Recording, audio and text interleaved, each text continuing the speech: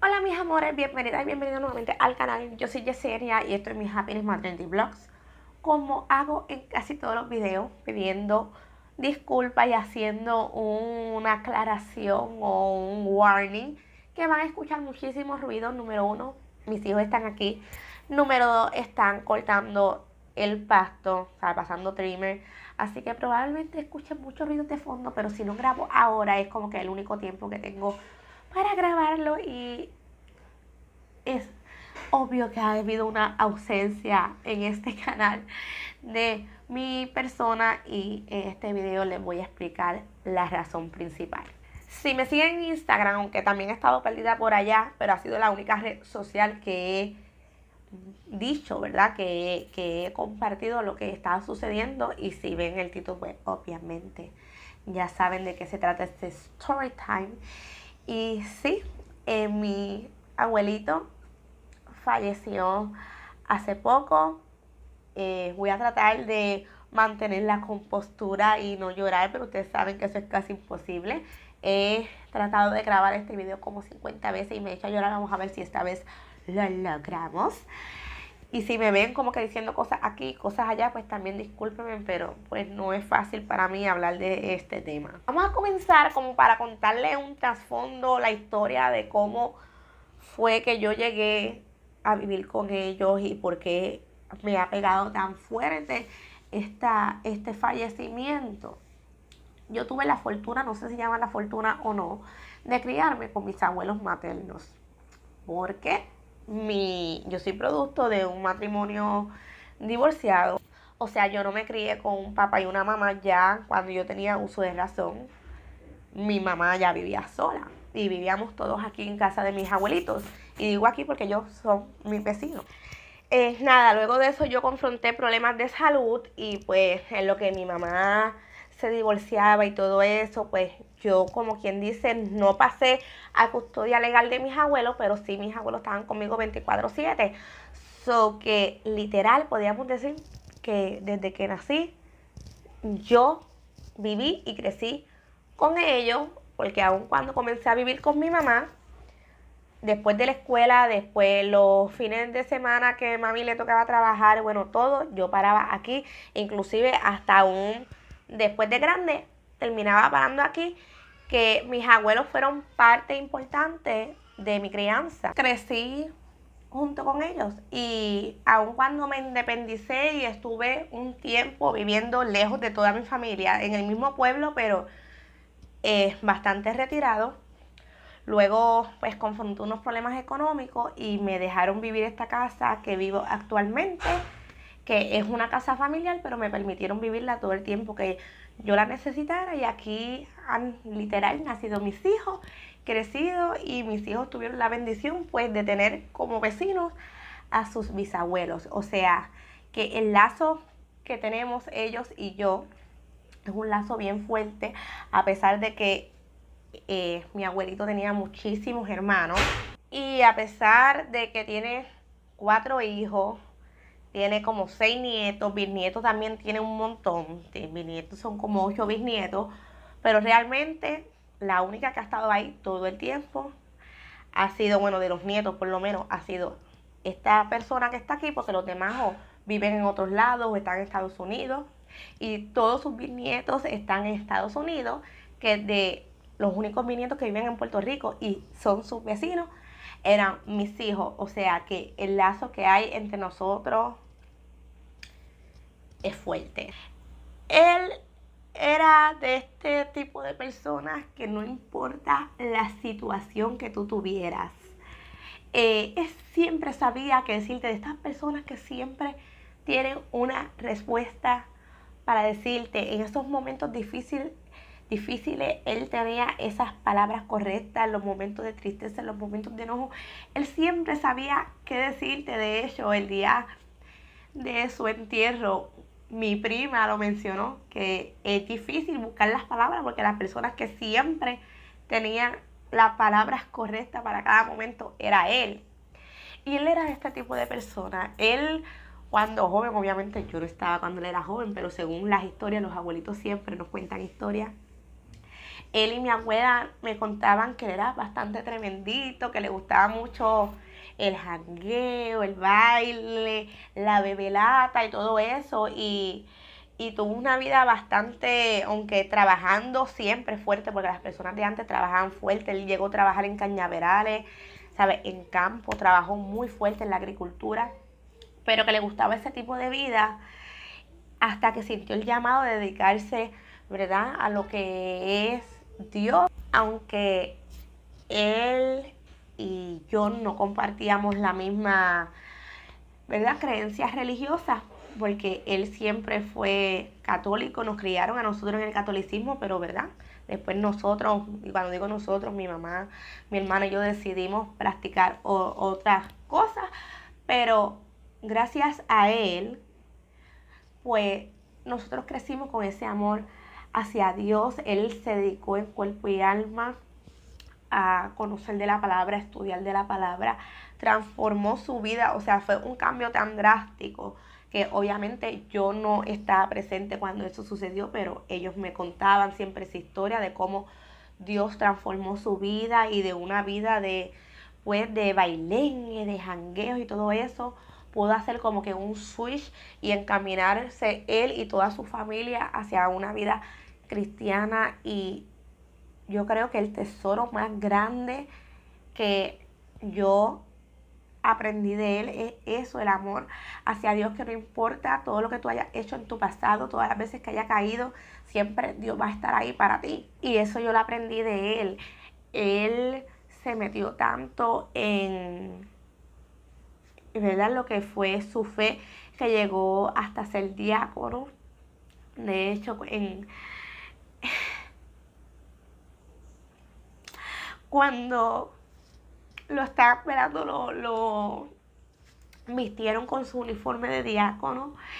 Y vuelvo y repito, aunque yo no comparta las mismas creencias que él, en estos momentos le tengo que agradecer el inculcarme ese amor hacia Dios, ese respeto, ese temor hacia Dios, porque de ahí nació. Y yo sé que mucha gente que le ha tocado convivir con él, o que convivió con él, o tomó algunas clases con él, todas las personas que él casó, bueno, todo lo que se involucró con él estando en medio de la iglesia, sentía esa paz que solamente da esas personas que están empapadas del Espíritu Santo, del poder de Dios. Y él era una persona muy, muy especial, de verdad. No creo que haya una sola persona que lo haya conocido que piense diferente a esto. Yo nunca le conocí enemigos, nunca supe de enemigos.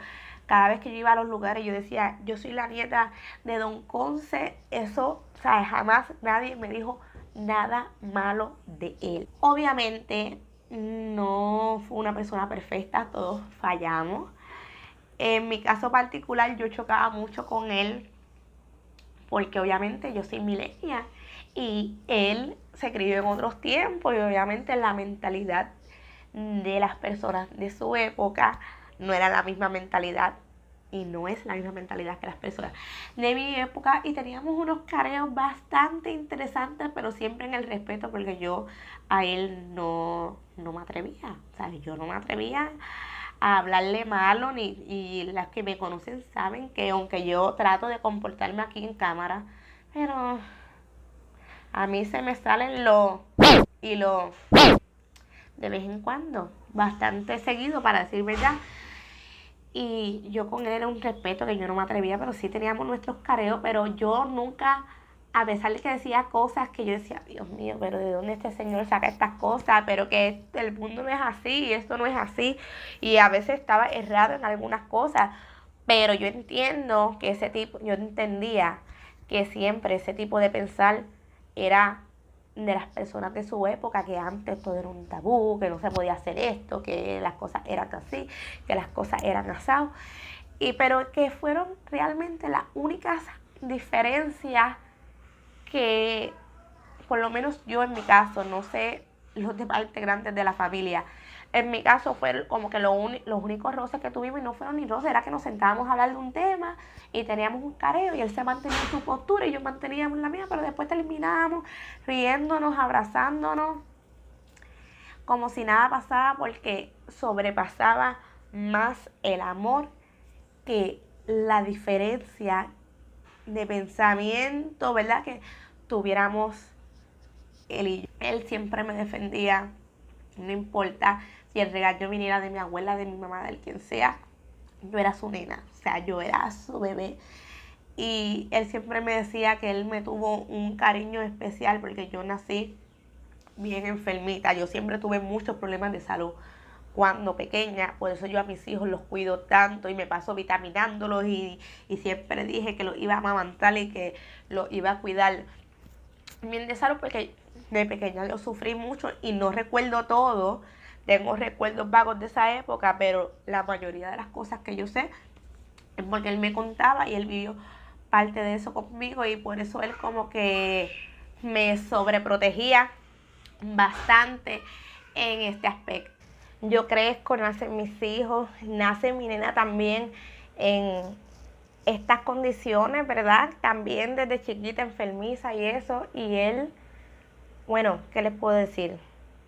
Así mismo como era conmigo, comenzó a hacer con mi nena, aunque ya para cuando mi nena nació él estaba no vidente, porque él vivió muchos años, él le dio diabetes desde bien joven porque consumía mucho dulce, unas cantidades exageradas, porque él me contaba que trabajaba en una fábrica de dulces, y tú sabes, eran 3 para la bolsa, 100 para él, 3 para la bolsa y 100 para él, y desarrolló, de tanto dulce, desarrolló diabetes a una temprana edad. Y obviamente sabemos que la diabetes, mientras sigan los años, pues si uno no se cuida bien, se puede agravar, y eso fue lo que pasó. Él poco a poco le empezaron a fallar varios órganos, pero al ser una persona tan fuerte de constitución, y obviamente a pesar de que sí tenía una ingesta grande de dulce, en su juventud eran personas que comían muy bien, que por eso es que él duró y aguantó tanto. Ya cuando mis hijos nacen, ya él llevaba varios años siendo no vidente, pero era una persona no vidente que hacía de todo, que se conocía su casa de rabo a cabo, que iba a la nevera, que se servía las cosas, obviamente palpando, que iba al baño solo, no había que hacerle nada, solamente estar ahí, como que darle sus ojitos, ponerle sus medicamentos y demás, pero no era una persona que estuviera encamada, que hubiera que hacerle todo, porque él siempre, a pesar de no tener su visión, él siempre fue bien independiente y había que dejarlo, porque de hecho cuando él comenzó con sus problemas de visión, que le quitaron el carro, fue bien frustrante para él, porque él se quería ir y se iba así, con la visión borrosa, a guiar, y nosotros no, hasta que tuvimos que pues esconderle las llaves del carro y poco a poco decirle no, se iba para el monte como quiera a tratar de arrancar los pastitos y eso, hasta que como que comprendió de que no, o sea, él lo aceptó, pero aún así él se aprendió su casa de rabo a cabo y comenzó a hacer las cosas solo, y siempre fue así toda la vida. Y aún así, sin poder ver, con todas sus condiciones, él agarraba a mi hija, siempre jugaba con mi hija. Nace el segundo y también fue igual. Él, si se tenía que tirar al piso a jugar con mis hijos, se tiraba al piso, a hacer como perrito, a hacer como cocodrilo.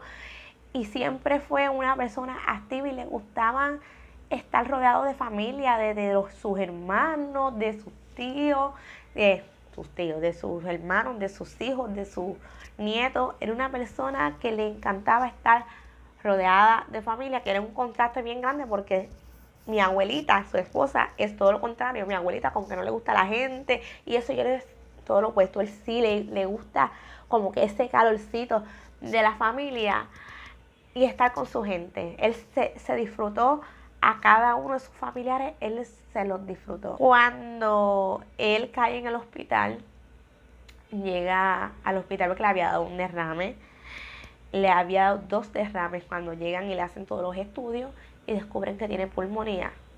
Los derrames no lo mataron, ¿saben? No lo mató. Él se recuperó, aunque sí, el habla se le vio afectada, pero estaba tomando hasta terapias de del habla en el mismo hospital y él reaccionaba y todo, y yo pues con la frustración porque no tenía con quién dejar a mis hijos para ir a verlo.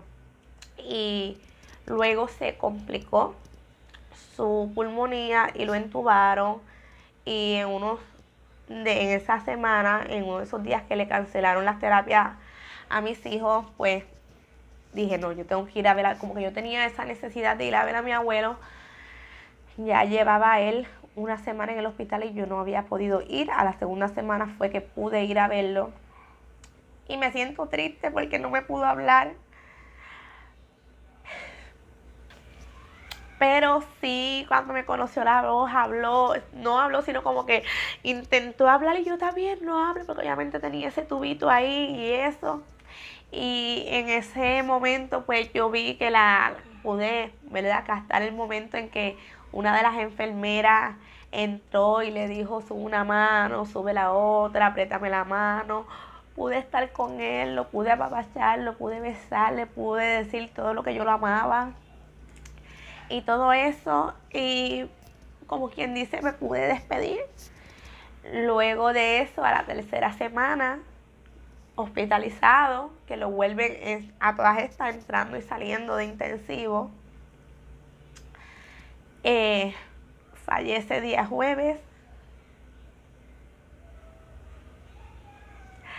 Fue muy duro enterarme, porque él era mi papá. Él me enseñó tantas cosas, pero aunque sí me duele de que ya no esté aquí y sé que lo voy a extrañar, él ya estaba en unas condiciones de que, o sea, estar entubado no es calidad de vida, y si él lograba recuperarse de, ¿verdad?, de este quebranto de salud, iba a llegar a la casa también tal vez con una tracotomía, tal vez con equipo para respirar, y él no era un hombre de estar así. Incluso aún con todos esos tubos para comer y para respirar, había que amarrarlo porque él en el mismo desespero se quería quitar todo, ya que él fue un hombre bien independiente. Él, de hecho, él nunca dejó que mi mamá, que nadie los bañara. Él simplemente decía, prepárenme en un agua y eso, y yo me baño solo. Él nunca dejó. Cuando lo hospitalizaban, él no permitía.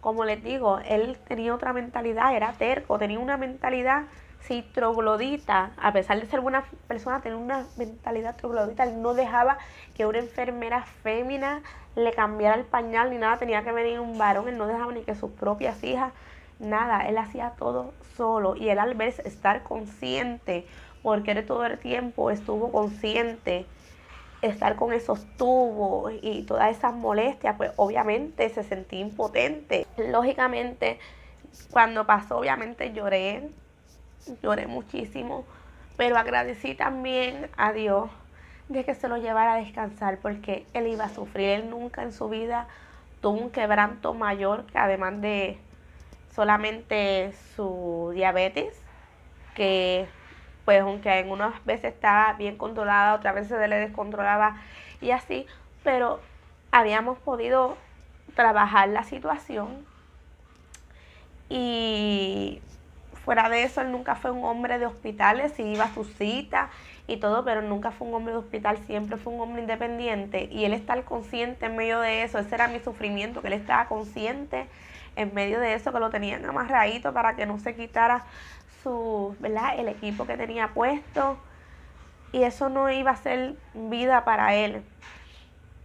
Él vivió 94 años, o sea, fue un hombre que en su juventud hizo y deshizo, pudo conocer a Dios, pudo cambiar de un extremo al otro, se dedicó a su familia, se dedicó a su fe, gozó todo lo que tenía que gozar y cumplió todos sus propósitos que quería aquí en la tierra. Y son tan pocas las personas que pueden lograr eso en su vida, que a pesar de yo sentir tristeza porque ya no va a estar con nosotros, yo le agradezco tanto a Dios que lo haya dejado vivir tantos años, que yo personalmente pude disfrutarme los 30 años de mi vida, porque yo sí puedo decir que me lo gocé 30 años de mi vida completito, que tuve el honor de criar a mis hijos con ellos.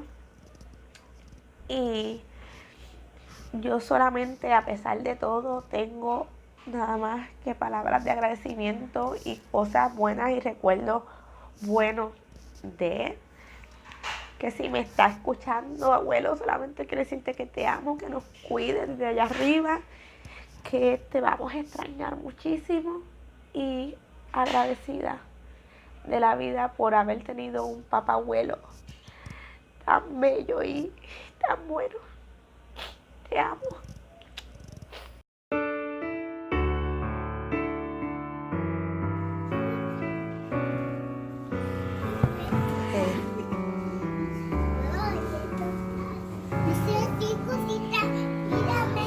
Sí, está bien.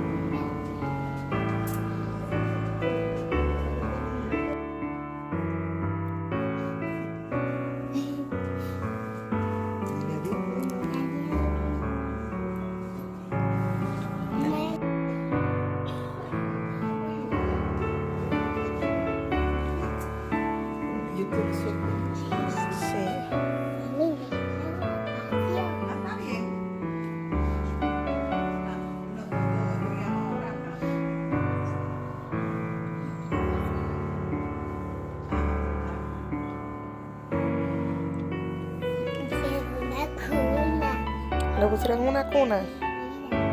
¿Está guapo, abuelo? ¿Tú lo quieres mucho?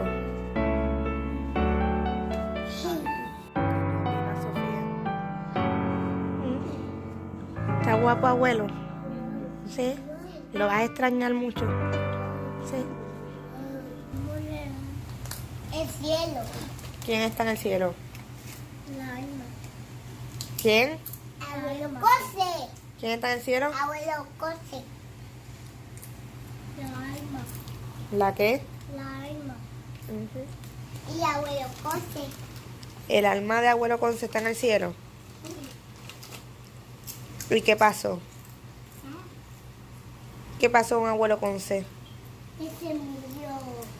¿Y ahora dónde está? El cielo. En el cielo. En una tumba. No hay un cielo. Sí, pero el alma está en el Cielo. cielo. Los que están montados, te supongo que le llaman las cosas que dijo Crucita y todo, pero le llaman la tumba. El cuerpo. Mami, fue que era una bebida. El cuerpo está en la tumba, pero el alma...